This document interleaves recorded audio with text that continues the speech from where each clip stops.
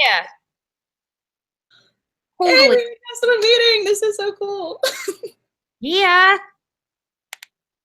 Oh my goodness. I love the little emoji. Are you looking at the comment section?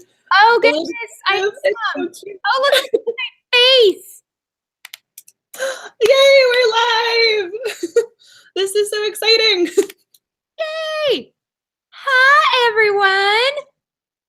Oh my gosh. I love that little emoji with the little detective. Is that a little, what does he have? A magnifying glass or a little eyeglass? That is so cute. Settling for what will be. Aw, thank you, Mad-Hatted Reader. I love the name, by the way. I'm a huge Alice in Wonderland fan. I love that username. That is awesome. He says hi too. You've got your puppy, and then like all of my animals are coming up. Oh my goodness. What a little cutie pie. Look at the little face. And then there's Miss Cleo. Yeah. Oh my gosh. I I like love her. She's so cute. home. We must love on her. Oh my gosh, I love your cat. I love because the thing is Max is just he's so white. I mean, he doesn't have a spot on him. The only thing is his little black eyes. So I feel like they're a perfect match. The little white dog, little black cat. Hi, Lano. Hello. I just saw you pop up. Hey. Another live stream. Is this going to be a regular thing with you? Well, yes, actually, we are starting a cozy mystery book club, and so this has the little dog. He's just going to join in apparently. So January 31st at 8 o'clock. I'm saying this correctly. I'm not giving misinformation, right? 8 o'clock your time, and then 7 o'clock Central Standard Time will be on my channel doing a sort of a wrap up book talk on the Meet Your Baker by Ellie Alexander. Yes, I have not. Okay, so I'm planning to read it this weekend. I haven't read this book yet. I'm so excited, but you have read it, and everybody else has already started reading it. And so I'm really excited about this. There seems to be a lot of positive energy going around about cozy mysteries. I love it. I'm so excited. It's going to be amazing to get to talk about all the cozies and everything that I love in my life. Yeah. I love Mad Hatter's Mad Hatted Reader. I still love your username. That is it makes me, nostalgic for Alice in Wonderland. Your fur babies are everything right now. They really are. He's gonna be on my lap the entire live stream too, so he will be popping in and out. I have 4 fur babies, so there's a possible chance of all 4 of them making a round at some point in the chat. I know. Well, that's the other thing about cozy mysteries. There's usually a little furry friend. When we made the tag, that had to be a question. There had to be a furry friend question. They just had to be. Hi, Lady Gizmo. Oh yeah, because I'm looking at the comments. Who's posting? Yeah. Yeah, I have 4. I've got 2 cats, Cleo and Tom. If you saw one of my recent pictures on Instagram, Tom actually got in the picture. And so those are my 2 cats. And then I've got 2 dogs, a Pekingese and a Pomeranian. Willow was the one that I was holding, and then Delilah is my Pomeranian, and she's all black. So yeah, I've got 4. I saw that picture on Instagram that you posted. I'm gonna be your ad rep for a minute. Everyone needs to go follow Protagonists. They need to follow that account on Instagram because her pictures are golden. And I know exactly the picture you're talking about. It came out so beautifully. The cat is just, I loved it. It looked photoshopped because it was just so perfect. He's such a pretty cat. And he fits Hercules on the in the which series is it? He thrilled the cat what Hercules looks like to a T, and he's just perfect. I love that series, but yeah. They're cozy mysteries and cats. I mean, one of my faves, I think we talked about this a little bit, is Hannah Swenson, Murder, She Baked. Those are my faves, and she has Moisha as her little cat. And I love reading about the cats, even though I have a dog on my lap right now, but he's kind of cat-like. I feel like he doesn't realize he's a dog sometimes. Just putting that out there. But everyone should go follow Courtney over on Instagram because her pictures are the best. I love them. You need to follow her. I like doing it. It's fun. It's a hobby. But you're very good at it. Thank you. Yeah, Megan, fur kids. I call them my fur children.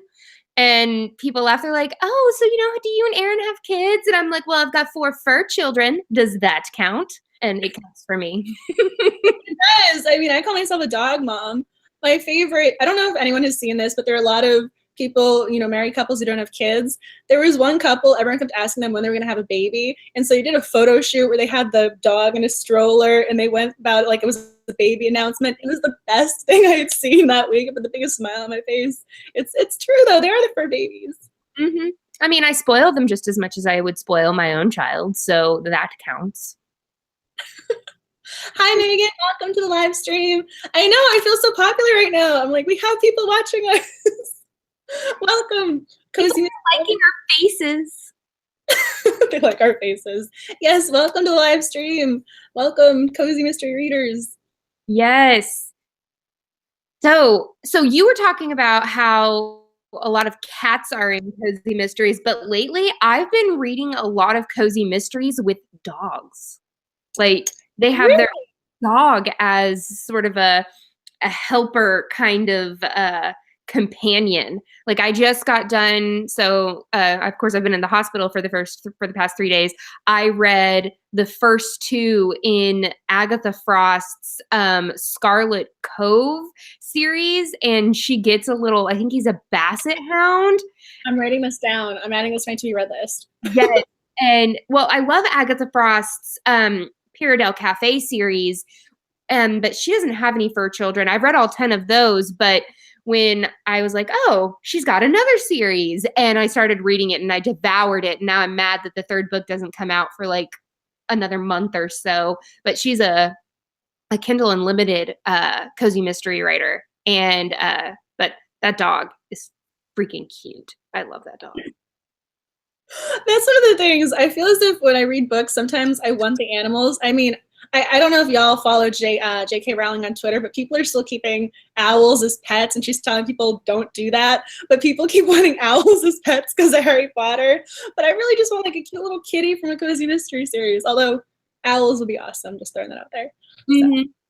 Yeah, I actually used to work for a falconer, and I volunteered to help rescue and rehabilitate owls and hawks and things like that. And so we went to a Harry Potter convention in Oklahoma City, and I got to spend times with owls all weekend. It was amazing. Oh my goodness. I wanted Hedwig. I wanted an owl when I was a little kid in the worst way because of Harry Potter. And then this little guy, when I saw he was white, I think he should be thanking his lucky stars. I didn't name him Hedwig or Dobby. Just put that out there. Agreed. Because he's Max the Maltese, Max the Maltese. Yeah. He was going to be a Hedwig, so thank you to whoever talked me out of that. Although I still think that would have been cute. Yeah, I actually named Willow off of Buffy the Vampire Slayer. So, yeah. I try not to name my animals after my obsessions. Although, as far as obsessions go, as he's right in the frame, Willow is a good character to name an animal after. Plus, it's a beautiful name. So, anyone out there whose name is Willow and you're watching, I love your name. It's beautiful. Yes. But yes, animals are the best. I'm curious, everyone in the comment section, you're watching with your little fur babies. Let us know. Yeah. You guys have any questions or anything that you guys want to talk about with cozies or anything like that? Because I could go on and on and on. It's a pretty, yeah. I know we can make this open-ended to just talk about why we love cozy mysteries, because there isn't really a he's right in the frame. He just wants to be a part of this. It's just there's nothing really in existence on YouTube talking about it. And when you started talking about cozy mysteries, I was so excited because nobody else had been talking about them, and I love cozies, and it was so great to see someone else talk about them. Yeah, at first I was like, when I first started my channel, I was like, okay, Courtney, you've got to talk about, books that you like, but you got to talk about books that are popular, books that are, trending, that are hot and everything like that. And I was reading some that I was enjoying, but I was like on the side, like sort of like reading all of my cozy mysteries and like, low key falling in love with every single one and becoming even more and more addicted. And I was like, you know what? I'm going to talk about what I want to talk about. And it's cozies and all the cozies, and go ahead, tell me not to. Try. It's my channel. And I'm dubbing you Queen of Cozies. I really do think you're the YouTube Queen of Cozy Mysteries, because I honestly don't think I was coming across any channels that were really talking about them. Yes, there were people talking about Agatha Christie and, mystery books here and there, but no one was actually talking about cozy mysteries the way you were. And so I was so excited when I saw that. So props. Hey, Kat Reeds, so good to see you. Hi, Kat. Welcome to the live stream. Welcome, Reading Puppet. We love you. Welcome. I miss the fur babies. Well, he's right in front of me. Maybe angle this. Here's one of the fur. I was like, I don't know who's popping up first. This is Max. You can get a little close up of right there. He's right in front of me now. He's on the table. Yeah, Cleo was just sitting right next to me, and she's like, pet me from the side, Mom. Oh, all right then. You prefer to stay out of the limelight. I get it. I'm pretty sure Max doesn't know what's going on. Obviously, he doesn't know what's going on. But he crashes my Bookstagram pictures. He pops up on my Instagram all the time. Horrible on your Bookstagram pictures. I just want to squeeze it. Well, he just went to the groomers, so he has absolutely no fur right now. I'm sure you can see how tiny he really is. Yeah, he has absolutely no fur at the moment. He's completely shaved down. So it's going to have to grow back very quickly. Otherwise, I had him in a sweater last night because we did the Buffy the Vampire live stream, me and Nicole, and I had him in his little sweater because it's so cold in DC right now. So he slipped out of it, though. Yeah, I'm so excited to see a lot more cozies on YouTube as well. Like, for some reason, I feel like I've seen more and more people on Twitter and Instagram and on YouTube actually talking about cozies, and it makes me super excited. I mean, I don't mean this as a dig at YouTube in any way, shape, or form. I mean, YouTube has predominantly, this is fair, a younger demographic. And so when they're talking about young adult to new adult, it totally makes sense. I get it. I have no problem with those genres, but those are definitely probably the most talked about on YouTube. So I think it's great that other people are interested in cozy mysteries because we need to bring these to the forefront of YouTube a little bit more. Well, and I feel like for some reason, there's sort of a stigma on cozies being something that an older age range reads, that, oh, that's for your grandmother to read, or, oh, that's for another generation. And that's not in any way, shape, or form true. I started reading cozies. I started with Jennifer Crusie, she's sort of a mix between a cozy mystery author and a romance author, but she's the one that really got me stuck on it and reading all different kinds. And it bothers me that they're like, oh, that's old people reading. No, it's not. They're fantastic and they're fun and they're loving and they're hip. They're I love them. They're amazing. I love how positive you are. Yeah. We talked about this briefly for those in the comment section and those watching. Courtney and I talked about this beforehand. There is a sort of stigma with cozy mysteries, and my dissertation right now is going to be on the romance genre and stigmatizing romance readers. And I think the same logic and sort of theoretical framework I'm invoking on the romance genre would also carry over to cozy mysteries because, again, it's predominantly female. No offense to the guys watching. You're welcome to join, but there is a female demographic. There are certain thoughts. Oh, it is older. And so I don't think it necessarily always gets the attention or literary recognition that it probably deserves. So I don't know if anyone else in the comment section wants to chime in, have any thoughts on that. And I will let you know right now, there is a little bit of a delay between when Courtney and I are talking and when it airs. So if you ever have that little lag, that is why. Just want to throw it out there now, just in case that ever comes up. Yes, we're not ignoring your faces. We love your faces. We just start getting a delay in the comment reading section. But yes, what do you guys think of cozies? Do you think they need to gain traction, popularity? Why do you love cozies? You got to tell us. You got to comment away and let us know what's going on your end. It's hard to looking over there. But I think you joined YouTube in the last year or so, though, right? Yeah, actually, I got started on YouTube in June of 2017. So I'm pretty new to it and getting to know how to do all that stuff. I've been self-teaching myself how to edit and all of that fun stuff. Your channel grew very, very quickly. I think that just goes to show, A, people love you, but B, you're talking about something very important that people probably are thinking, oh my gosh, I need more content just like this, what she's producing over there.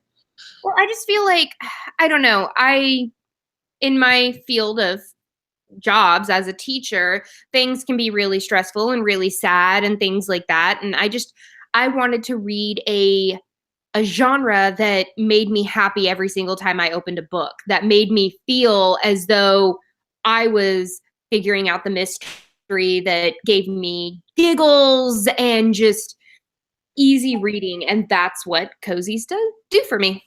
Yeah. Again, I think this is what I was trying to say beforehand. The same kind of framework with romance novels of the happily ever after. You're definitely going to learn who the murderer is again at cozies. I mean, that's a given. And we're getting more comments, so please keep commenting. The Reading Puppet. I just finished reading It Takes a Witch, and I loved it. Have you read that one? I feel like you mentioned that one. No, I don't know. I'm reading a witch series right now by H.Y. Hannah. I'm actually halfway through the book. I think it's like witch or something about chocolate. I don't know. It's of course a food-based product. There has to be food in a cozy. I mean, but who's that by, Reading Puppet? And then Kat Reed says, I've always felt that Nancy Drew and the Hardy Boys are cozies and that they are popular with younger readers. I loved watching Murder, She Wrote when I was little too. Seriously? Yes. Like, grab a couple from my bookshelf. These were my favorite. The Mary-Kate and Ashley Olsen. I saw those too. I had those books growing up too. Oh my goodness, I read these. Like, my best friend was so kind because she actually went and found a whole bunch of these and gave them to me for an early Christmas gift because apparently my mom got rid of all of mine. And I love these. I'm actually thinking about doing, I already have it planned out, a top 5 cozy mysteries for kids. Like cozies for kids. I'm super excited about it. I mean, Murder, She Wrote, I think, really paved the way almost to a certain degree because, I mean, first of all, you have to love Angela Lansbury. I mean, you just have to love her. But I think it was a great storyline, a great premise. I mean, it was on for such a long time. I still can't believe, I don't think she won the Emmy for that. I mean, she should have. Yeah. Mad Hatter, I discovered cozies during my reader's advisory course. I was skeptical, definitely influenced by the stigma you mentioned. But yeah, it's just, sometimes you just have to take a leap and be like, you know what? It's okay that they're a little weird, they're a little off, and maybe, punny in titles, but they're fun to read. I was going to say, I think some of the things that people have against the cozy mystery genre, like the puns, I love those. It's almost as if the things that are stigmatizing it, to read it. I don't know if that's how y'all feel as well, but that's my perception. No, seriously. Yes, libraries, cats, books, tea, coffee. Like, seriously, why wouldn't anybody love this? I am super stoked. I got a bake and I'm going to do a bake and I'm going to compare it to one of the bakes from one of my millions of cozy mystery cooking ones. And I'm super excited about it. And you're getting a lot of positive feedback on Mary-Kate and Ashley Olsen there. Those were the best. I'm so happy that I'm not the only one who read those. Yes, seriously. I mean, I want to do like a live reading of it because I mean they're not long at all. Like this is 80 pages. I'm sure I could do like a live read or something and have people try and guess who the culprit is, who done it. I used to love, I mean, I was going to say this is probably aging myself, but I grew up watching Mary-Kate and Ashley Olsen and their TV made movies. And so I think that's a really good point. We had Nancy Drew, Hardy Boys, ingrained in you from a very young age. Yes. Mad Hatter, yes, I did also save the trading cards inside the books. I still have, there's way more up there, but yeah, no, I never ripped them out or anything because I wanted my books to be pristine. Oh, Jenna is asking. Yeah. No, go ahead. No, I was just going to read her question. Jen is asking, did you guys ever used to read Encyclopedia Brown? Those are the books that originally got me hooked on mysteries. So did you ever read Encyclopedia Brown? Yes, actually, I did. I actually read them to my 5th graders. I loved Encyclopedia Brown. He was just fantastic and quirky and different. And I feel like my kids were drawn to him a little bit more. I was going to say, I probably was more of a Nancy Drew girl, but I mean, I do remember Encyclopedia Brown. I mean, I don't remember, I mean, they did that Nancy Drew movie with, what's her name there? I don't know how y'all feel about that movie adaptation, but that came out after I'd already read the books. I don't remember, was there an Encyclopedia Brown adaptation at one point, or no? Maybe it was just talked about. Oh, I don't know. You just got me into Hallmark, so like I'm converting people. Yes. I had no idea. There's another Hallmark movie every Sunday now for I think the next couple weeks. Every Sunday at 9:00, they have cozy mystery book to movie adaptations. So come tweet along with me.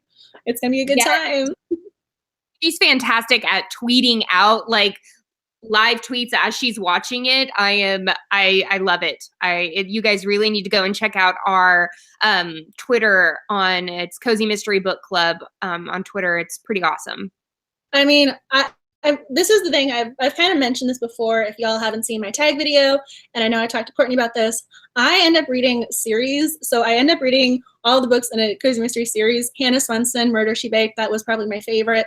But I also love Aurora Teagarden, and so Aurora Teagarden adaptation, and I was so excited for it. I was live tweeting the entire thing. I couldn't not watch that movie. It had to be done. It had to be watched. Aurora Teagarden fans, you have to let me know. That was one of them. I was going to say one of the series that really kind of mystery genre, because before that, I almost feel as if I was reading them here and there. But then once I found the series, I'm like, yeah, I'm just going to read Aurora one after another, and that's kind of so. Yeah, I do the same. Like once I get into a series, like I want to devour the whole entire series, and then I can start new with the next series. But I actually got the very first Aurora Teagarden from one of my best friends, Nat. I got the first one for Christmas, so that's super exciting. I will admit, I do think that again, Charlene Harris. I mean, this woman writes every genre. She did True Blood, so I mean that's not a cozy mystery read whatsoever. True Blood, you know, the HBO adaptation was TVMA, and so then you have cozies, which is in a completely different genre. I mean, she does kind of test some of the cozy mystery genre boundaries a little bit, but I don't mind that so much. I mean, I don't. I mean, she doesn't really push it too far, but it is a little bit like if you're going to have a spectrum, it is for more adult readers, because Aurora's an adult. As the dog, he wants to know who Aurora is. His little head pops up. But yeah, I love the Aurora Teagarden series. That's one of my favorites. I think Charlene Harris is a genius. I love her. Just throw that out there. And we see we have more comments. Yeah. Do you want anything? Oh yeah, I agree with Mad Hatter that I like the fact that it doesn't have a whole lot of in-depth violence or coarse language, and I also like the fact that it doesn't get like well into like their sex lives and things like that. Like I used to read a lot of the Anita Blake series, and she had a lot of like mysteries going on and things like that, but it gets to a point where some of those things, the gory details and the violence and the sex in it, kind of takes away from the plot of the book and the mystery. So I like the fact that the cozies are a safe space, like Jenna said. I really agree with that. I was going to say, I mean, I feel as if sometimes with books, they have this expectation that it's needed or it's going to help sell the book almost. And I don't mean that to be a downgrade, because this is only every so often, that's how it feels, like it's an extraneous scene that's unnecessary. But I mean, I think for cozy mysteries, it has this linear element where you're able to just keep reading. There's not a lot of side stories, tangents, digressions. Everything is really well plotted out because it has to be. It's a mystery. Every scene has to contribute to the overarching story. And so I think the thought that goes into cozy mysteries is brilliant. And I think that helps make this genre, I mean, that's what I think helps make it, you know, so interesting to me as a reader. And I love it. Anita Blake. I just saw the comic come up. Anita Blake was awesome, but I think I fell out of it probably like after 5 books? When did you start reading Anita Blake? I stopped reading probably book 20. Oh, so you kept with Anita for a while. Because she's a badass female protagonist. Like, she's just like at it, and she's kicking ass, and she's taking names, and I loved Nathaniel, and I loved Micah. Like, she had amazing character development and just like all of that. I loved that. But I'm sorry, Anita turned into a not a person that I envisioned her to be, and it frustrated me, and it made me not read. Like, I think I did buy because I think I'm behind on Jason, Crimson Death, and Dead Ice. But like Jenna said, I couldn't because I was like, we need to get back to the main reason why, Anita was written and stuff. See, because I think I found Anita a little bit later. I think a lot of the books had already been published when I found the Anita Blake series, and I almost feel as if I spoiled myself. I use Goodreads a lot, and I have a lot of friends, and whenever someone has similar reading tastes like myself, I end up, I don't want to say I take reviews with a grain of salt, but when someone has very similar taste to myself over and over again, I end up kind of trusting their opinion.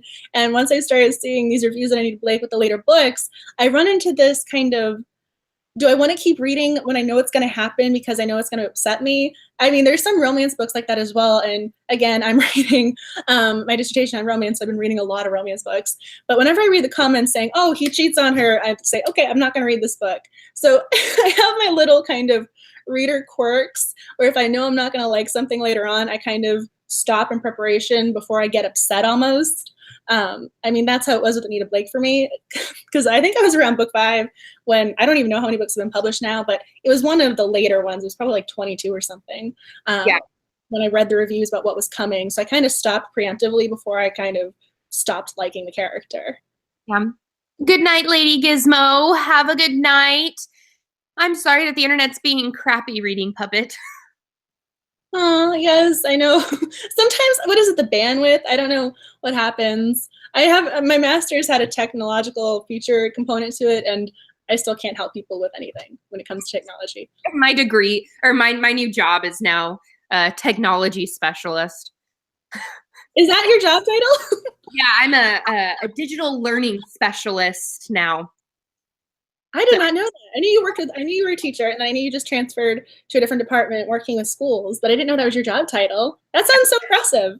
I know it sounds impressive, but I teach teachers how to use technology in the classroom, which basically just means I stuff and I press buttons until it works. See, this is the thing. My master's degree was in communications, culture, and technology, and now my PhD is in communications. So I can tell you all the theories behind technology. I can tell you all the theories. I've learned everything, why the zeros and ones are the way they are. I know all the theoretical frameworks for why technology is in existence. What is it? The artifact do artifacts, have politics. I know all sorts of things, but I cannot help you when it comes to connecting to the internet. I can't help you when it comes to technology in a very practical sense, which is a little sad. I think you have a question from Jenna. Have you taken any safety science courses? I don't think, well, I had to take a whole bunch of courses at the beginning of the year, like HIPAA and all of this stuff, even technology courses to troubleshoot things and all of that. But they basically, I'm really, really quick at learning how to do different things. Like I can pick things up quickly, and I like people's faces most of the time. So I think they think that I'm a good people person. And I think that's why I got the job, is because I'm annoyingly perky. But I think that's a great trait to be perky. And I mean, you're so sweet, and all your videos. I love her channel. If you guys aren't already subscribed to her, you need to go subscribe to her ASAP. It just needs to be done. You're always so happy. You always make me smile. You did the 12 days of Cosmas. Am I saying this correctly? I mean, you're just so sweet. Has anyone read the Abby Cooper Psychic I Mystery series? No, I haven't. What is it about? If it's a cozy, I'm all about it. And it's psychic, like I'm totes down for some magic stuff. Like, serious. I was gonna say, if you guys have favorite cozies, if you tell us your latest cozy reads, tell us your favorite cozies. What's your favorite cozy series? Comment away. I haven't read this, and now, I mean, give me my to-be-read books. I think I pledged to read 200 books in 2018. I almost said 2017 for a second. I had to correct myself mid-sentence. I have to read 200 books this year, so give me your cozy mystery recommendations. Yes. What is this book about? 52 cozies this year. And I'm down. I've read 7. So I just got done reading Dead in the Water, and Castle on the Hill, which are the Scarlet Cove series by Agatha Frost. Those are really good. And then I just got done reading an arc by Lena Gregory. It's called Stone Cold Killer. And it's an all-day breakfast cafe mystery because, of course, I have to have food in my mysteries because, yes. What are your guys' favorite themed cozies? Like, what's the theme that you like to read the most? I mean, I think I told you I'm a big fan of the food cozies because you get all the calories without actually having to eat anything. It's, you get all the cuteness that actually having to be in the store. I mean, I live in DC, so there's the famous Georgetown cupcakes, and I went to Georgetown for a master's, so I used to always walk by it. And so it's one of those, you're better off reading about cozies than going into that cupcake store. Again, I love me my Hannah Swenson. She's a baker, so I get to live vicariously.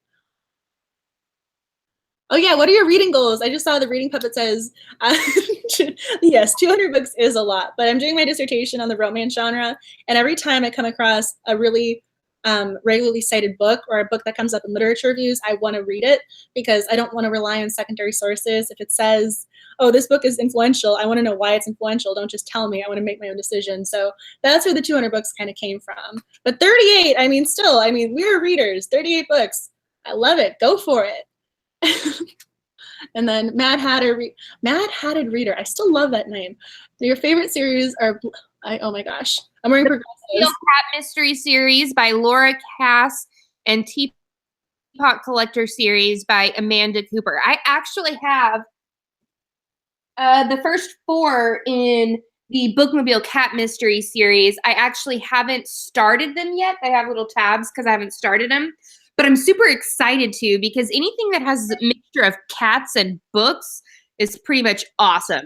Hey, Driftless. I was going to say, oh, I didn't see the comment pop up for Driftless. Hi, Driftless Reader, wherever you are. I haven't seen your name pop up.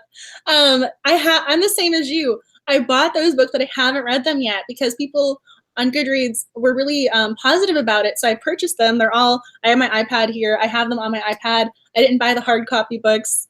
I think I wanted them all one day because I thought I was just going to binge read them, but that just didn't happen. But now I own them. So now you make me want to read them after we read Ellie Alexander. Hi, Driftless. I see you now. My comment with the delays. So hello. You don't have to apologize for being late. You're welcome to join this party, this viewing whenever you like. We're happy to have you. I freaking love catitude. Like, that word meshingness is just my favorite thing in the world. Freaking catitude. Ugh. Cats, libraries, and bookshops. Yes, again, I loved Aurora Teagarden, and she's a librarian. And so I think, again, that was my great introduction to cozy mysteries because I think as readers, we love it when our characters are also avid readers. It makes them instantly likable. I don't know if you agree with that or not, but. Oh, yeah. If somebody has like an open bleeding heart for like books and cats and coffee and things that are sweet,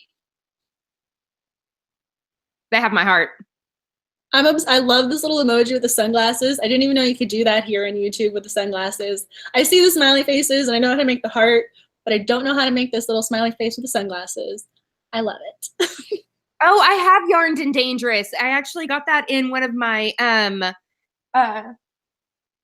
used bookstore hauls here in Tulsa. I was super, super excited. That is a great title. I haven't read this book yet. Again, I end up reading a series. So I've read Crimes of Fashion with Lacey Simpsonian as the main character. I've read Hannah Swenson. I read series, so I haven't read Yarn and Dangerous, but I am obsessed with this title. And so I'm guessing, does she own a knitting, a knitting store? Does she have a knitting group? What is it about? So it's this girl, her name is Georgia Hallerby. She asks Phyllis to have her house featured in an annual Christmas Jingle Bell tour of homes. And she's excited, but she already has a bridal shower and things like that. Somebody actually breaks in into her house, and it says, Santa's naughty list just got longer. With the police baffled, it's up to Phyllis to catch the half-baked killer. Half-baked? I feel like there's another culinary reference in there. Half-baked. That was the wrong one. I'm a horrible person. This one. I was going to say, I want to read that book, though. It sounded awesome, and it was right after the Christmas season. But it's this one, and the cat looks just like Tom. I love it. But this is, her name's Josie Blair. She left Dorset Falls 12 years ago and hoping of making it big in New York City, which seems to be like a theme that's carried on a lot in cozies, is either they're make something big, they're moving to get away from their past and start over, someone has broken their heart, or like it's some life-changing thing that goes on. And that's another thing that I love about cozies. I agree with that wholeheartedly. Yeah, I mean, with the series, I think the beginning of Aurora, her boyfriend had just broken up and remarried, and his girlfriend and now wife is already pregnant with their baby. So she's trying to, say, I'm okay, even though I'm not okay. It's going to be okay. I sound like Juan Pablo from that season of The Bachelor, if you guys get the reference or not.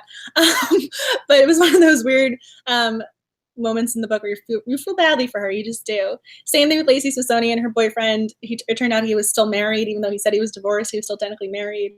Apparently, I like broken-hearted main characters, which I don't know what that says about me, but I love my girls. I'm always rooting for them to find happiness. And I don't know what's going on in the comment section because we have the delays again. Kat, I agree. I get totally hungry when I'm reading culinary cozies. Like it's super bad.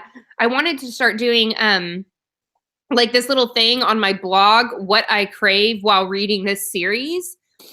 And you need to do that. You need to do that. That needs to become a regular series on your website or on your blog. You need to do that.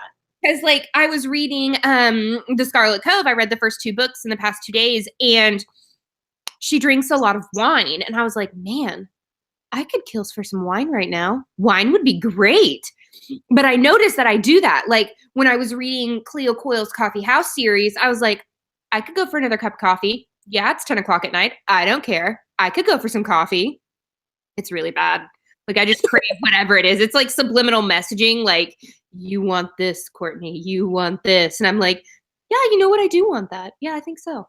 I was going to say, to be fair, I think I always want another cup of coffee. I think that's just my natural state of being. This morning, I think I had 3 cups of coffee before I left my house, and now I'm drinking tea, and it is not decaffeinated, and it's in my little NaNoWriMo writer mug. So,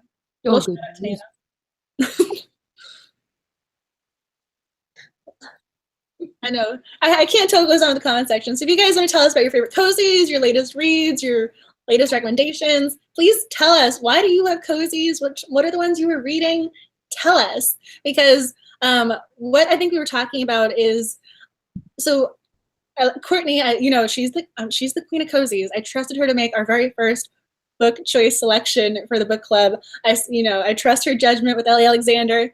But after that, I think we said we were each going to propose 1 or 2 books, and also ask you what books you want to read next. So if you have any ideas now you want to throw out there, please do. This way I can research them on Goodreads beforehand and maybe see if there are any deals available and things like that. So if you have any recent reads you want to recommend. You can get it like earlier. That's the quicker I can talk to the author to see a chat on Twitter, or if they want to do anything specific for that. I know that Ellie Alexander is actually going to send me some of her Tort merchandise, and I can do a giveaway after our live stream and everything like that, which is super duper cool. So what we're wanting this sort of a book club to be is talking about cozies, but not reading like the cozies out of order. Like what we want to do is we want to start a new cozy series every month, so that if you fall in love with a cozy, then you can continue on with the series. But if somebody new pops in, we don't want to be in the middle of a series and then they be lost or something like that. Yes, this was something when we were talking about the book club is definitely want to start with the first book. Again, Ellie Alexander, this is the first book in that series, Meet Your Baker. I haven't read this series, but I know you have. This was something we were talking about because for me, again, I love reading series, so I read book 1, 2, I read them in order. I specifically won't read them out of order because then I don't want to spoiler this. As much as I love Aurora, there is a certain character death I still haven't gotten over, but if I read that out of order, my emotions and things will be very different than they are right now than having read them one after another in the way it's meant to be read. And so I do think you can read them as standalones, but I do think you get a certain amount of context, and I think it's almost more enjoyable if you read them in order. So that is something we are really kind of being conscientious about. So Yeah. little Mad Hatted Reader, I love Cleo Coyle's coffee series. I know that she can be a little bit much for some people who don't drink coffee and don't see the pull of it, which is why I didn't suggest her for this month's sort of reading series, because even though I'm in love with her and I can drink coffee, like, and I can have it in an IV in my arm, I don't necessarily. Girls, please tell me that was a Lorelai Gilmore reference. That was totally a Gilmore Girls reference. Come on, I need a coffee and an IV. Yes, like a coffee and a shot of like, what is it? A coffee and a shot of sarcasm. That was the other one I liked. Yes, I love it. Ooh, you started through the grinder today? Yeah, Robin, it's so good. And then a Mad Hatted Reader. You won't read the series out of order, but you prefer to hop from one series to another. You appreciate the variety in subject matter, tone, and etc. I agree with that too.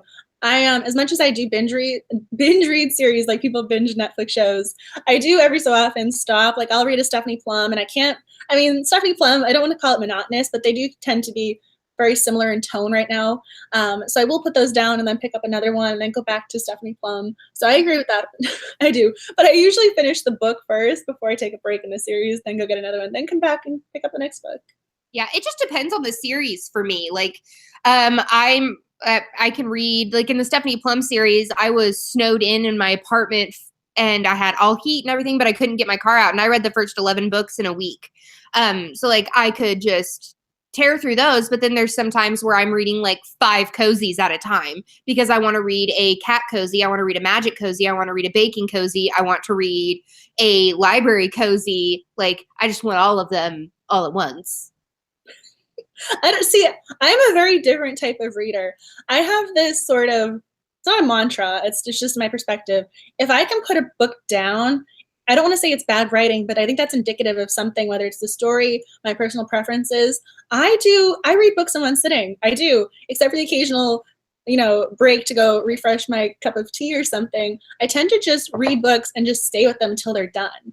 That's just my personal reading method. And I think that's why I read so often, because I'm not going to bed until I finish this book. It doesn't matter if I have to stay up till 4 a.m. I'm going to finish that book if I'm interested in it. Then we have another Cleo Cole fan. I haven't read these books now, especially I'm a coffee fan. You're making me want to read these. This might be my recommendation for next month because I think we said we were going to post a poll on Twitter with some book selections when you guys recommended it. So that might be my choice if it has to do with coffee. I also like how we're talking about books I haven't read, so you're making me want to add these to my to-be-read list. So please keep recommending them. Let's see. I think I lost you for a second. Did you lose me for a second? Yeah, it went black on me. I have my little windows open for those in the comment section. I have the YouTube so I can see your comments. Then I have my Google Hangouts with Courtney. All of a sudden, her pretty little face wasn't there for a second. Trying to think. There are have you guys had, what are your thoughts, just wondering, on cozy mysteries where the protagonist is male? I'm going to say, we need the comment section to become active in this one because now you're making me think. I mean, I've read, and I think in my cozy mystery book tag video, I talked about the show Psych and Monk and how they had spin-off series. And so I read those because I love the shows. And then I loved Adrian Monk. He's one of my favorite television characters. So whenever there was more Adrian Monk, I was going to buy those books. But those were TV shows that became book series. I actually don't think I've chosen any cozy mysteries that were predominantly male characters. That's an interesting. I actually don't know of any off the top of my head aside from the TV shows that became books. Yeah, I started one series and it was an accident that I picked it up because I thought that the protagonist was female and the cover looked cute and the title was of course Punny is all get out, and so I was like, yeah, this is gonna be great. Reading it and I could not get into the character. Like my mind couldn't get into it because I have watched every single episode of Monk. I have watched every single Sherlock Holmes. I have read Sherlock Holmes. I did, a main paper comparing Sherlock Holmes and Giles from Buffy the Vampire Slayer. Because that sounds awesome. Yeah, I'll send it to you. I mean, like, I've read a lot of male protagonists in other genres, but for some reason, I can't get my head into a cozy with males. Oh, it was Cat. It was the Cat in the Stacks series. It had a male protagonist. See, I mean, I mean, again, I read everything for all genres. And so when we start talking about the male protagonist, I think this is where the stigmatization occurs, because it is the predominantly female reading audience. If there are any guys watching, you're welcome to keep watching. I mean, we love you with cozies, but it is a predominantly female readership. And so this is the same thing with romance. You want your heroine, you want your female lead. And so I think that it talks to the genre and one of the stigmatization elements with it, because unfortunately, this is how it is. I mean, when I think of male characters and mysteries, it's not usually a cozy. It's usually James Patterson or something like that. So I'm curious now if anyone else knows of, aside from the Cat in the Stacks, because I honestly can't, aside from Psych and Monk. I can't think of any. Mm-hmm. I mean, I was talking, my girls are Lacey Sony and Crimes of Fashion, Hannah Swenson and Aurora Teagarden. Those are my top 3. And again, all female. I was going to say, I think they're even all blonde. But yeah, they're all blonde female characters. I don't know what that says. Tell me about brunette characters. We need to get more brunettes in things. Do you want to read the comments? Yeah. I can see that Mad Hatted Reader says, generally speaking, women detectives are regulated to cozies because people don't want to read about the violence against women. In contrast, the hard-boiled male protagonist may experience violence. That is so interesting. Oh, kind of the detached element with even Angela Lansbury, I mean, yes, she gets put in danger and things like that, but most of the stuff is off the screen, or with cozies, it's off the page. Usually the murder happens not in front of your eyes. You kind of stumble upon the dead body and things go from there. And then when they're spoiling the plan and everything is foiled, they're telling you about it. But even though the character's in danger, they're probably not going to get shot or something, at least not the ones that I've read. I think that comment is utterly fascinating. Yeah, no, I totally agree with the only male main character that I regularly read is Poirot, whom I am devoted to. I totally agree, but that's another thing. You read Agatha Christie and she's got Poirot and then she's got Miss Marple, and 2 totally different murder crimes happen to both of those characters. And now that I'm thinking about it, the Poirot are a lot more in depth and more gruesome than Marple. I agree with that 100%. I think we're hitting on something very important and interesting right now. This conversation is fascinating to me. And I just saw the comment up above. I have to give a shout out to my fellow Monk friend, Mad Hatted Reader. That is one of my all-time favorite television shows. Monk and his love for his wife Trudy.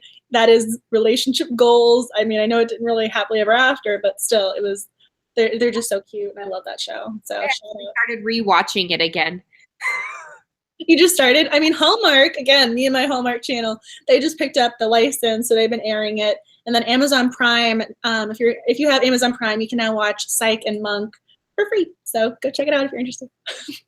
I feel like Poirot is not necessarily more graphic. I feel like it's just darker. Like, there is no hint of frivolity in the Poirot novels, whereas in Marple, it's more, yes, something horrible happened, but we have, I don't know, more lightheartedness to it, I guess.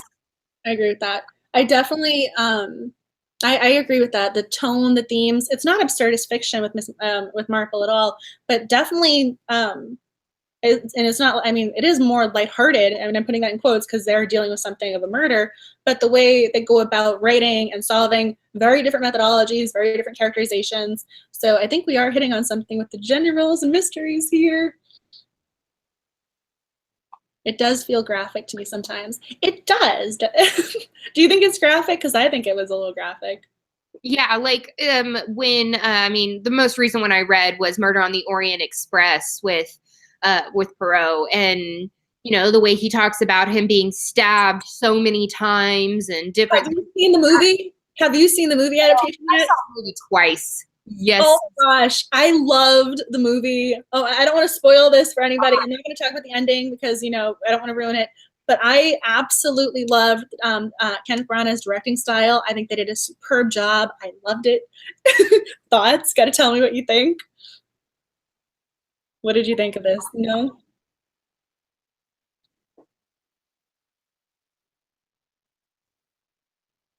Sorry, I'm reading the comments. Lewis Penny, she's semi-cozy and her protagonist is male, says Robin. I'll have to look that up because I want to give more chances to male protagonists. It's just, it's harder for me to, I kind of get mad at the male protagonists because I want to flick them in the head for being pompous or an ass. And I don't necessarily feel that way towards the female protagonists as much. Sometimes I think that they can be a little whiny, but most of the time they make up for it. I think Jenna, she says she loved it. Is this the Orient Express, the movie? Because you need to tell me your thoughts, Courtney, because you said you saw it twice. We got to talk about this just for a minute. This isn't a cozy, but it is awesome. No, I loved the movie. There were some inaccuracies, like, you know, he did not run on top of the train to chase after said person and things like that. And there were book, but overall, the movie made me cry. Like, I actually, and I don't cry very much in movies, but it was beautifully done and it was fantastic. I really enjoyed this movie. I was surprised how much I enjoyed it. I mean, again, I'm a big fan of Kenneth Branagh. I mean, clearly I love to read, and so I remember studying Shakespeare and him doing his Shakespeare adaptations. And then he's Gilderoy Lockhart for all you Harry Potter fans out there. In the second movie, Chamber of Secrets, you got Kenneth Branagh. I think he's very, very talented, and so. And for some reason, I didn't think, I mean, I love him and I love how talented he is, but I didn't realize he was the director. And so when I was watching this, I'm going, oh my goodness, this directing is so good. Because they have this scene when they're trying to find the body or they're trying to get to the body and it's locked, he's locked inside. And the overhead shot of how they are on the train, I thought that was so interesting because you hardly ever see this overhead shot of just the tops of their heads. I think his unique directing style lended itself so well to this mystery element. So I don't know what you thought of that or what other people think. I feel like he did. I really agree with Jenna that he breathed word vomiting here. He gave Poirot a new breath of life. I really agree with that because sometimes when you're reading him, he seems a little dry and hard to relate to because he is the best inspector and yada yada yada. He's the best in the whole entire world of ever. And he's kind of cocky in the book, but the way that his eyes twinkled in the movie, like you could tell that he thought highly of himself, but the way the actor portrayed him was beautifully done. Like quirks and just one of my favorite, this isn't a spoiler, but he has this giant mustache and there's this time he's asleep and he has this mustache. I don't know what it's called, but he has this kind of contraption to keep his mustache like in shape. I was laughing so hard at that scene. I snorted in the middle of the theater the first time I saw that. I was dying. It was hilarious. I mean, that's not in the, I mean, as far as I remember reading wise, that wasn't in there, was it? But no, but it just made me love that movie even more because he's so, you know, proper and everything. His mustache can't be messed with. Oh my goodness. I mean, and he wanted to eat the cake. I mean, there was just so many fun things like that. I mean, there's this gravity dealing with death and murder, but at the same time, they gave you that emotional roller coaster. You're able to have moments of lightheartedness and you're laughing at the mustache and him wanting to eat cake with Johnny Depp, even though we learned about Johnny Depp a little bit. But I mean, you had fun with it. It wasn't just this one kind of plateau. I don't know how anyone else feels about that, but I really liked how they made it fun at times. So, yeah. That scene is hilarious. I just saw Jenna's comment. I mean, I was really laughing. I was laughing hard. So Mad Hatted Reader says Lewis Penny is also a Canadian author. Heck yeah. and she agrees that she's a semi-cozy, slightly darker than the cat cozies, but a highly character-driven. I love highly character-driven. If I can get into those characters and actually feel like they're my friends, like I am actually worried about them, then the author has done well by me. I agree. You know that Twitter GIF where it's Robert Downey Jr. is going preach? That's the GIF I would send you right now with that sentiment. Because I agree completely. More character driven than plot driven, if you ask me. Like I'm not, it's hard to not have me guess the whodunit before the end of the book. Like it's hard for authors to be like, to catch me off guard. And so I'm okay if halfway through the book I already know who did it. If the characters are written beautifully and like funny and they just get me, then I'm going to read all of it. I think you just pointed to something so important with the cozy mysteries and why we love them, why we read them. I mean, you know the murder is going to be revealed. We know the ending. We know it's all going to be well in cozy mystery land. We know that. We don't read for, you know, who's the murderer. You read because you want the journey. I think that's one of the reasons why I love cozies. I mean, you don't watch movies over and over again because you want to know the ending. I mean, I know The Office pokes fun at Legally Blonde. I know they throw it under the bus, but like I've seen Legally Blonde 20 times. Oh, that movie's awesome. But I mean, that's the thing. Like, I'm not rewatching it because, you know, I get to see her walk out of the courthouse at the very end, even though that scene is awesome. But I mean, it's fun to hear the one-liners and dialogue and talk about characters. But I mean, that's one of the things about cozies. You get to have fun with them, even though you know how it's going to end technically. Yeah, I had someone who messaged me on Courtagonists Facebook page, and she was like, doesn't it get monotonous reading the same formula over and over and over again? And I said, no, because yes, even though there is a formula, look, a murder happens, someone is going to be blamed for it, there's going to be red herrings, there's going to be, you know, people who are said that have done it, that haven't done it. Like, I know what it's going to be, but I don't know the characters. I don't know what they love. I don't know their hobbies. I don't know all of these other things that make up the world and the small town and their families. And that's why I'm reading it. The mystery part, yeah, I know that it's going to come out eventually, and I'm going to know at the end who I still want to read it. That's one of the things that I hear a lot and I come across researching romance is, yes, we know the couple's going to end up together. And this is a whole separate issue about fiction romance versus genre romance. But the happily ever after is a guarantee with murder mysteries. Like, you know, the murder is going to be revealed. It's just how it's going to be. So I'm curious if you guys feel the same way about why do you love cozies? Do you read for the characters? Do you read for the dialogue, the hobbies? Comment away. I want to see what you think about this topic and this line of conversation and dialogue. There's that delay again. I know.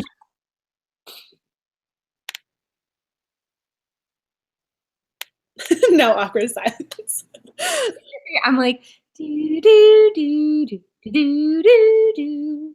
I was gonna say the dog's still in my lap if we want to put him up while the commenters start coming in. Oh, Mad Hatted Reader says every genre has its formulaic conventions, and it draws, and it's a draw for readers. It's also fun to see each author play with the different conventions and make them their own. Seriously, yes. Think about it. I was gonna say, can we tweet that, because that is utter perfection. If you have a Twitter handle, Mad Hatted Reader, leave it, because I'm gonna quote you on our Twitter feed. That is perfect. I think that, I don't know who said it or where I heard it from. It could have been, I think it might have been 10 Things I Hate About You. But best, I love that romantic comedy. One of the best romantic comedies of the 90s. I'm calling it, just saying. Heath Ledger. I know, right? So, but they talked about how, I think it might have been that, it was a 90s movie of some sort, but how everything has already been written. How you write it and what twist you put from your own life into it that makes it different. Because that's the thing, is like everything has been written. The tropes, the different things like that are already out there. It's how we do it. Is your dog playing with a squeaky toy? Because I think I heard the dog in the background. No, I think it's so cute. Something else to eat. No, I think that's really because it probably was. I'm not remembering that exact scene from that movie, even though I've seen it more times than I should admit to. But it probably was 10 Things I Hate About You because the whole Shakespeare adaptation with, yes, we're going to keep making Shakespeare movies. And there's a lot of Jane Austen adaptations. I mean, it lends itself really well, and it's hard to be original, especially in this day and age. I think I read something, I don't want to misquote this, but it was some astronomical number of books that were published in the last year because of self-publishing and Wattpad and even traditional publishing. I mean, there were, I think it was like 100,000 something plus books that were published in the last year alone. I think it was even higher than that. So, I mean, it's very hard to be original.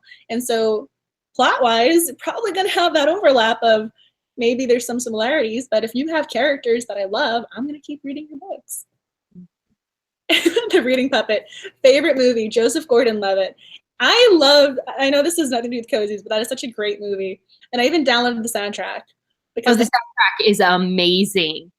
I was in love with that movie for a really, really long time. And Joseph Gordon-Levitt, seriously, do we even have to talk? Like, you know. You know, I love how you're like, that's all I need to say on the matter. It's open and shut case. He was so cute in that movie, though. He was so sweet. And I mean, I loved it when he's like, do you want to go sailing? All he wanted to do was go sailing with Bianca. That's all he wanted. I mean, how sweet was that? I mean, Cat Reed. I love the characters, even the annoying, quirky characters, but I also have to love the setting. It must be a small town or a tight-knit community for me to cozy series. I agree. Like, I love the fact that they're in a tight knit community. Like, it doesn't necessarily have to be a small community because, for like example, the Ali Brandon series is based in Brooklyn. And I love the title. Can you just hold up that book cover? A Novel Way to Die. Isn't it hilarious? Like, I've got the first 4 actually. So there's A Novel Way to Die. There's Double Booked for Death. There is Words with Fiends. And then I just bought this one, Literary Murder. I see, when you say puns are best, those are the best puns right there. And this is a Black Cat bookshop mystery series, and I love it. The cat's name is Hamlet, and this cat is like the most well-read cat in the whole entire world. Like, he drops hints for the main character Darla by like knocking books over, and she has to kind of figure out what he's meaning and what he's saying about the whodunits. It's awesome. I mean, when you start talking about small towns, I mentioned earlier Lacey Smithsonian for the Crimes of Fashion series. She lives in DC, and I mean, I live in DC. I mean, I actually read the series before I moved to DC, but that's probably one of the few ones. I mean, Aurora Teagarden, small town. Hannah Swenson, small town, the ones that I usually fall under. Stephanie Plum, I mean, she's in New Jersey. She kind of goes around to different places. But yeah, it's hard to really picture, aside from Lacey Stoney and other books that I've read, they're not small town groups. And this is a good one for the Reading Puppet. Are there any cozies set in Australia or Europe besides the UK? I mean, again, I think British lit is probably the biggest one I've come across. Do you know of any set in Australia or Europe? No, other than the United States and the UK. Like, I read, there's one that I think, well, Pyradelle is based in England, and then they go up in a couple of books to Scotland, but that's still considered UK. You know what, The Reading Puppet? I'm going to search for one, and I'll do the top 5 books in around the world not set in the United States or in the UK. I was going to say, the ones that come to mind, I thought, same thing as you, they go to the UK. So when you say other parts of, the world, I mean, I can't think of any off the top of my head. I mean, I know the Orient Express, but they were traveling abroad. That's not a cozy mystery. I mean, there are mysteries I can think of, but I can't think of a cozy mystery. That's a great question. I love cat reads. I also love cozies for the cute covers. Yes, the cute covers are, I mean, I love the covers. I love the ones you just held up to. A Novel Way to Die, I think, just stole my heart, and now I have to go buy it. Do you want to read the comments? Yeah, so Jenny says, I love when the setting is relevant to the series as well. I'm reading the Cranberry Cove series, and the emphasis on the style of the town and its economy is really engaging. Ah, yes. I love it whenever it revolves around that as well. Like the ones that I just read by Agatha Frost is all about it's in a cove as well, and the fishing is really a big part of the cozies, and the first murder happens on a boat, and it's just it revolves around the businesses and how well they're faring during the down seasons and different things like that. Robin, Driftless Reader says, I need amazing, lovable characters and beautiful scenery. Ashland, Oregon is life. Seriously, it's stunning. It's beautiful. I've been trying to con Aaron into going to Ashland, and I'm like, but babe, look how pretty it is. Look how pretty it is. I'm trying to find the cover. There's one that I have, and it's a cozy. It looks as if it's a winter wonderland, and it's beautiful. It looks like a postcard. I'm trying to find it, but I'm not seeing. I have way too many. I download and buy way too many ebooks. I'm trying to find it, but I'm not seeing it. I mean, they also have fun with the Christmas trees as well. I mean, for the holidays, I think that's one of my other big things with cozies. I love how they have them for different seasons. They have them for different holidays. They make it relevant for any time of the year. I think I sent you the one, it was like Death by Eggnog. I mean, they have fun with them. That's the thing about cozies. They don't just, I mean, they're meant to be lighthearted and enjoyable. And so you get to experience your favorite characters during the holidays, which is awesome because, again, I read series a lot. And so if I've already read 10 books, I feel like I know these characters. So then I get to spend their Christmas with them too. It's kind of fun. Just saying. And I think that the cozy authors also, they release their books themed to those specific times too. So for example, Ellie Alexander wrote a new book called Death on Tap, and it's a new series of hers, and I loved that it came out during the fall time, and during my Oktoberfest time. It felt perfect for the season that it was released in, and I think that they're really smart when they do that, when they're able to do that. He just woke up. He's like, I was napping and I heard you open your water bottle and now I want water. Yeah, hi. I'm sorry. Says hello. Yeah, the covers, I see the comment, the reading about the covers are amazing. They are. They're probably one of the biggest draws. I think I have to admit, when I walk into the bookstore, and I know where the cozies are because they're so colorful. I mean, that's the other thing too. You almost don't need to see when it says cozy mysteries or romance or young adult. You can see that sort of aisle and all the colors. And yes, he's right here. Hi, puppy. You see the colors, and all of a sudden it goes, yes, those are where the cozies are. Yeah. Some cozies have some humor in them, which is always a nice treat to lighten things up a bit. I totally agree. So in one of the cozies that I read recently, I think it was today, I had so many reading things. One of the the character that got killed got his head cut off. And I love how you just have a smile on your face. He got his head cut off. No big deal. Yeah, no big deal. But one of the other characters turned to the main protagonist and was like, hey, you don't have to lose your head about it. And I just died. And I'm in the middle of the hospital, and I'm and I feel so macabre, but I'm that was on point. I loved it. That is too funny. I think he's just going to be a part of this live stream now because he wants to know what's in my drink. I don't know what that is. I love it when they have the humor, especially it's fun. You can tell cozy mystery writers love what they're doing. And at least to me, you can tell they really enjoy what they're writing because it comes across on the page. As he yawns. So I don't know if he disagrees with me or not, but I definitely think they have fun with it. And I think that makes it fun for you and fun for me as the reader. I couldn't agree more. I can't believe he just yawned. He's still right here. I'm feeling him though. I understand. Oh my gosh. Your little fur babies are being very well behaved. Mine keep popping up. puppy, and mine are all old. He's 4 years old. He's not, I mean, I call him a puppy, but he's fully grown. It's because he's 5 pounds. He's Yeah. 5, he's not going to get any bigger, so he just looks like an eternal little puppy. But he's not, he's fully grown. He's a real dog. Yeah, my dogs are 10 and 12, and so they're like, they get happy like twice a day, and then they're asleep for like the rest of the day. They're like done. Cleo has been laying right by my side the whole entire time we have been filming, and I don't know where Tom is. Tom's somewhere around here. I don't know how you keep track of 4 of them. I got one little guy, and he's a handful. OMG. Jenna, one thing I love in cozies is when there are strong female friendships.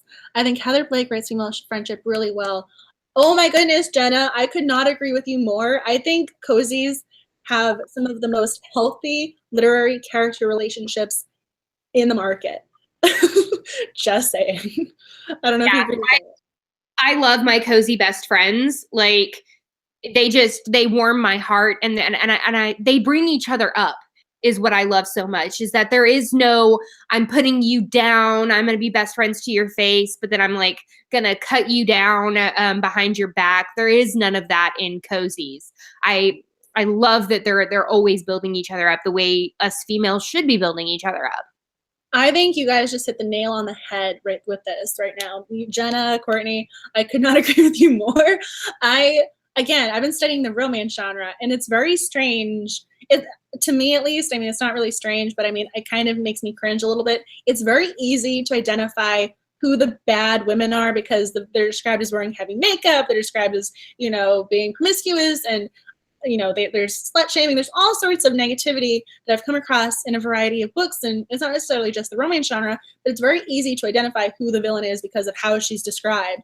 And I have not come across that same type of characterizations in cozies. If someone is a bad character, they're not saying, oh, well, she's got, her hair like this, so obviously, she can't be the love interest for this or something. But I love the sister dynamics with Heather Swenson. Her sister's her best friend. They're always helping each other out. They go out on limbs with each other. I mean, sometimes they get put, the mortal danger element, but they're still right next to them supporting. I love that. I think you guys are talking about something super important.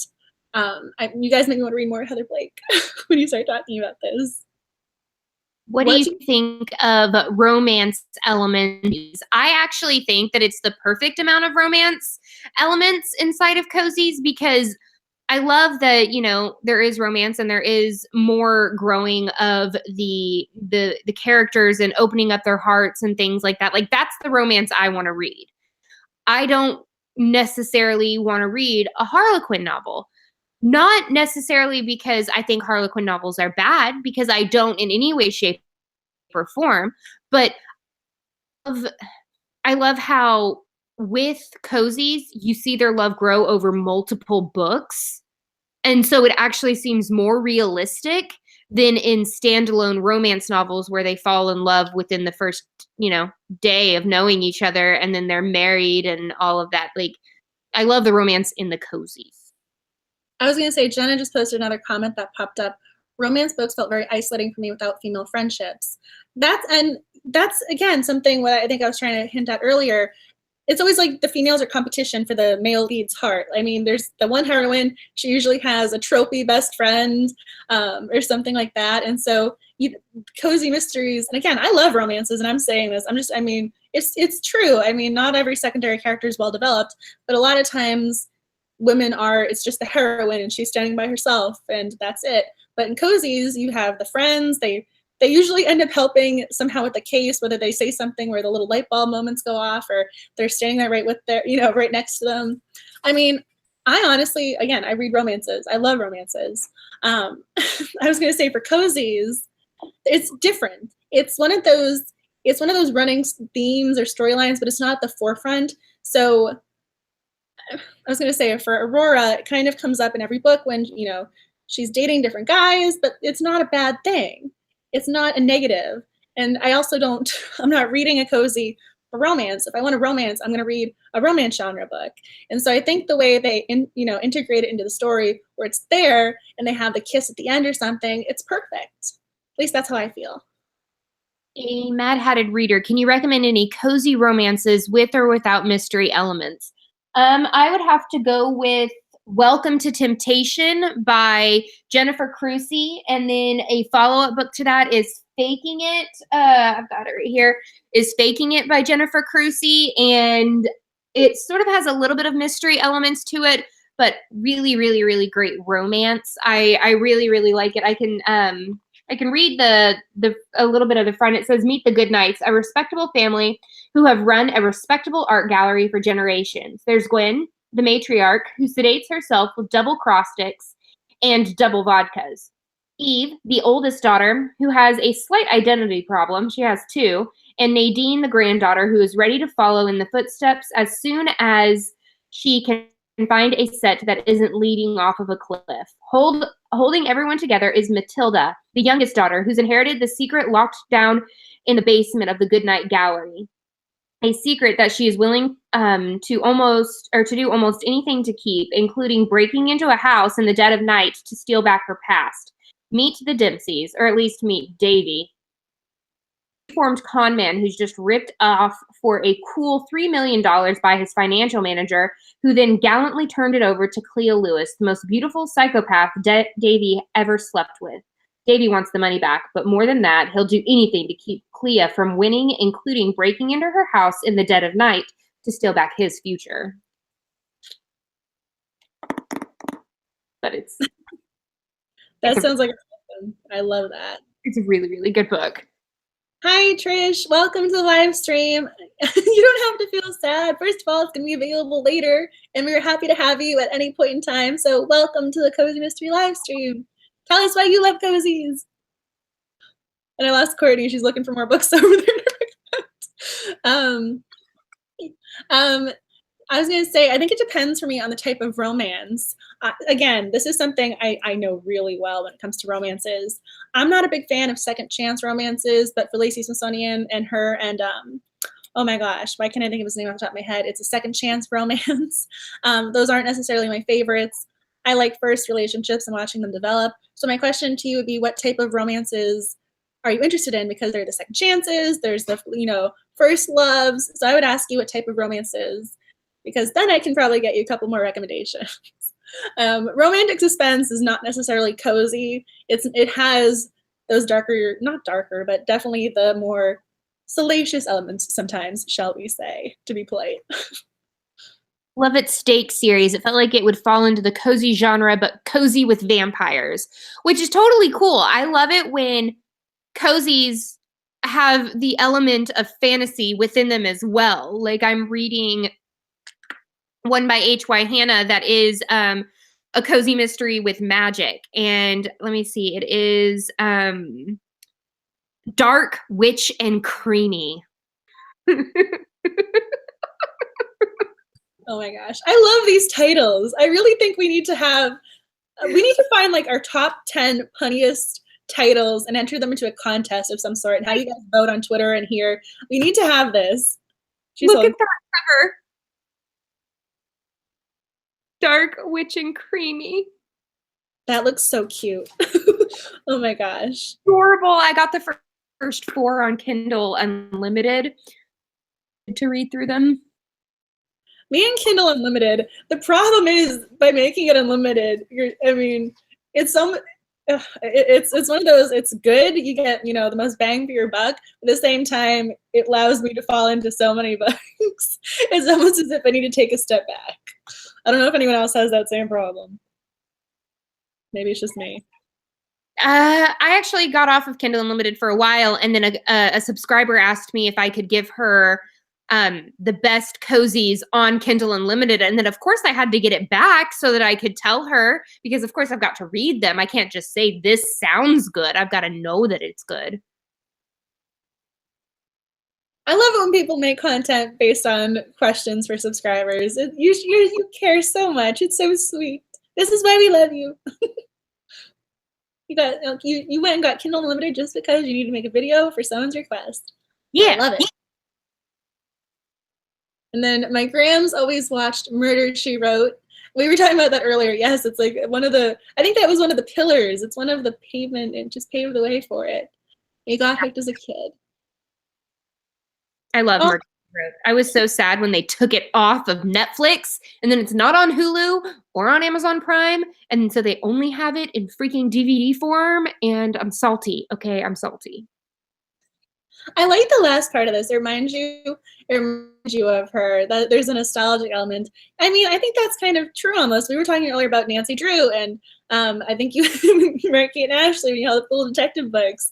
As soon as you saw those, I just had the biggest smile on my face, going, "Yes, I read those books." It's kind of it bonds you. It does. That's the great thing about literature. You still have the delay. I know this little 8-second delay makes things so difficult. If you ever see me looking over here, it's just because we got this little delay between when we say something when comments pop up. Yeah. I love how you have all of your cozies right there. I feel as if I should have made a little pile and gotten ready for this. Well, I have actually made it to where this whole entire bookshelf behind me are nothing but cozies and mysteries. Like, there isn't any other genre on this bookshelf except cozies and mysteries. I'm trying to eye her bookshelves right now. Like I've got, I mean, down here are all of my Agatha Christie's and Sherlock Holmes and like the new tellings of Sherlock Holmes. Then I've got all the Magical Cat mystery series, a bookmobile series. I've got the the Coffee House mystery series by Cleo Coyle. I've got some standalones, Lucy Arlington, and then Elizabeth Lynn Casey. Then I have Erica Chase, Allie Brandon, Melissa Bourbon. Like, I mean, it goes, just got so many. And I've read most of these, but a lot of them I got this past year. And so I'm slowly but surely making my way through it. Well, you pledged it was 52 books. You got it. Do you have 52 books there, or do you have to go buy some more? No, I think I've got 52 either compared on here or on my Kindle. I think I can make the 52, but of course I'm gonna buy more. Yes, I think that's one of the give it. Yes, the other day, I'm planning. Whoever's watching, 1,000 amazing people click the subscribe button, and so I was on Amazon trying to put together and trying to figure out the best giveaway prize. I'm thinking I can do an Amazon gift card. This way, people can buy books. They can buy the audio. They can buy the print book. So there's an Amazon gift card that's gonna be up for grabs eventually. But yes, I mean, as readers, you always just want to keep expanding your library. I'm sorry, guys. I'm yawning. I know. I was like, if you need to go take care of anything, you can stop this live stream at any point in time. We love you and we understand. It's been a rough couple of days, so thoughts and prayers are going to you. Yeah, thank you. I don't see any more comments coming through. I know. I think maybe we're losing people. They're getting tired on us. They just love the banter back and forth. I don't know. Yeah. Chime in, type away. We want your recommendations. We want to know why you love cozies. If there's something you want us to incorporate into the book club or our Twitter or something, let us know. This is why we're doing this. This isn't necessarily like a test run, but this is our first live stream together. We're learning why you love cozies, maybe what you're interested in. So tell us, let us know. Mad Hatter says, I tend to borrow more often than buy, but I definitely have a problem where I keep putting books on hold. Yeah, I get that way. I don't have anybody that reads the same kind of books as me, so I don't get to borrow as much as I would if people read more books like I do. But I have a lot of books that are on hold because I just don't have enough time in the day to read them. I mean, I think you just hinted at something. This is one of the reasons why I'm so excited about this book club and just talking about cozies in general is there's nobody in my everyday life talking about cozy mysteries. That is not a factor. I mean, I'm surrounded by academics and I just keep getting told how the latest journal article discusses this and how I just published that. And so it's so nice to have this outlet to talk about cozy mysteries with people because first of all, you know what cozy mysteries are because some people, I don't want to downgrade intelligence, but some people don't know what cozies are, so this is great. You borrow from the library. We're clarifying where you're getting your books. Yeah. I borrow from I have the Cloud Library app, and I also have the Hoopla app. And so any cozy mystery author that I don't already know or don't already have books from, I'll read their first 1 or 2 books in their series on the library app to see if I like them and if I'm going to want to spend money on buying the rest of them. Because sometimes you have those duds where you're just like, they're not hitting me where I want them to hit. And so it's easier if you can just send them back to the library and you're like, no, it just wasn't for me, than, spending all the money on it and then not necessarily liking the book. I was going to say, I don't know if it's in frame, but that happened with a particular series that I bought. I now own a series when I read the first book that I did not enjoy, but now I own the entire series. Yeah. So, just putting that out there. I don't know if it's in frame or not, but there's a certain series that I read the first book of and I was not a fan, and now I have, 7, 8 books or something? I don't know. But yeah. They look pretty. Pretty. Yeah, they look pretty on your bookshelf. All right, I think that I'm starting to get sleepy. I know we're losing commenters. I mean, if you guys have any final thoughts, questions about the book club, questions about cozies, questions for either Courtney or myself, I mean, chime in now. I know we have a little 8-second delay, so we'll give you a couple seconds to chime in. But yeah, if you guys have anything, let us know. And remember that we are having another live stream, a live stream on my channel on the 31st at 7 o'clock Central Standard Time, and it's going to be about Meet Your Baker. Let me see where. Oh, I was gonna say, I have it on my iPad. It's in my. But we're doing Meet Your Baker, and it's going to be super exciting. You're welcome, Trish. I'm so glad that you came by. Oh, yeah. Jenna, I'm so excited. Yep, there's Meet Your Baker. I was gonna say I downloaded it. I got it.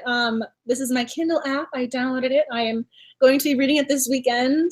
So this is how I'm going to be spending. I'm gonna try and angle it. I love the cover. I love my baking mysteries, and so I could not be more excited to read this one because Hannah Swenson is my girl. I love the baking mysteries. So I know you love Ellie Alexander. You're already a fan. This is my first introduction to her as a reader, so I feel as if you gave me very high expectations. I can't wait. Thank you guys for being a part of the cozy community. I'm so happy that there are other people out there who love cozies as much as we do and want to talk about them and all of that. You guys are what make the community amazing and great, and I'm just so happy that you guys joined us tonight. Yeah, and if you guys, if you've already done the Cozy Mystery Book Tag that we created, send us the link. I was trying to, whenever someone answered the tag questions, I was trying to retweet them. I was trying to give them credit, give them shout outs. So if you've done this, make sure you let us know, because I want to give you due credit and say, you're amazing, and I want to spread the Cozy Mystery love. So if you've done the tag or you plan to do it, make sure you let us know, because I will tweet you from my account and from the Cozy Mystery Twitter account as well. And yeah, I will tweet you as well. I've been trying to look it up on blogs and things like that, because some people aren't tagging us in it with the hashtag or with us. So I really want to read what everybody has to say. I know. I mean, again, we love you. I mean, it's just harder for us to find the love when you don't tag us or let us know it's out there. I kind of stumbled across one and I thought, oh my goodness, she did the tag. I wish I had known about this sooner. And then I retweeted her.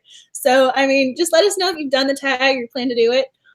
Also, same with the Twitter account. If we aren't already following you back, just let us know, because the Twitter account, I've been trying to keep it, I mean, you've been using it as well. It's very active. So if we somehow miss you're subscribed, just let us know and we'll hit the subscribe button back. Want to make sure the love is being spread.